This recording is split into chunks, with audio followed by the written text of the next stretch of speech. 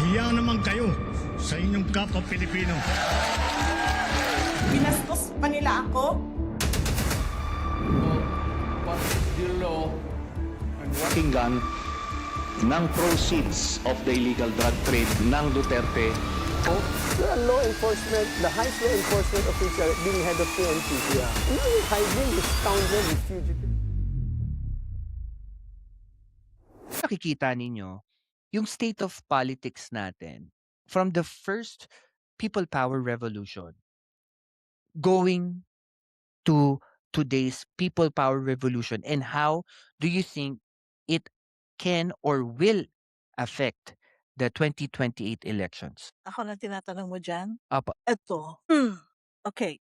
So, may pagkabias ako. Alam niyo naman yon.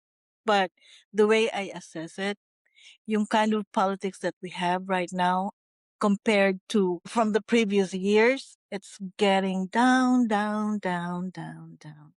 You know why? Kasi mga previous administrations, pag may mga yung disagreement over the government, it's always issue. Issue lang issue, you know? Time of President, the old man, President Marcos, issues. Time of Cory Aquino, issues. Estrada, Gloria Macapagal Arroyo, Pinoy, and then here comes Duterte. That started the Bardagulan. That started hominem. That normalizes yung klaseng tirada. Hindi na issue. Correct. Ang binabangga na nila, bayaran ka. You know? During the time of Duterte, you really do not know kung ano yung klaseng mga ad hominem na ginagawa nila. Totally, hindi ako nagbabasa doon. During that time, because dito na ako sa Amerika. But you know what?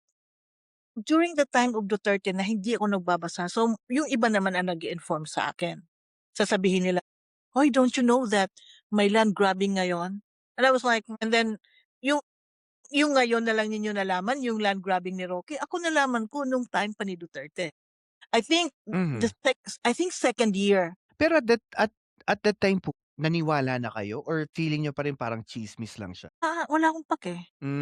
Parang naano ko lang na, and then this man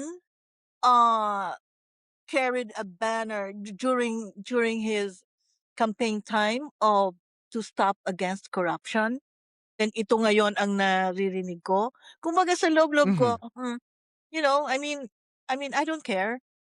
Kumbaga kasi that time, mula nung nawala kasi ang, mga Marcos sa politics, parang wala akong gana. Kumbaga, nandito na, ano pa naman ang aanuhin ko. Yung interest ko sa politics, yung interest ko, yung love of country ko nandun. Sige, kung ano yung politika ninyo ngayon, yun ang binoto nyo. Okay, so fine. So yun. So wala ako, pero narinig ko na yan dati. So ngayon, kung i-compare ko yung democracy dati, democracy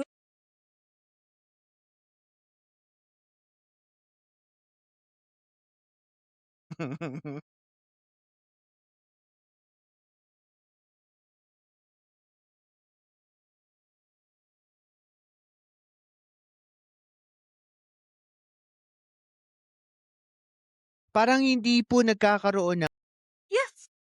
Yes. Correct. And even Yun yung napapansin ko.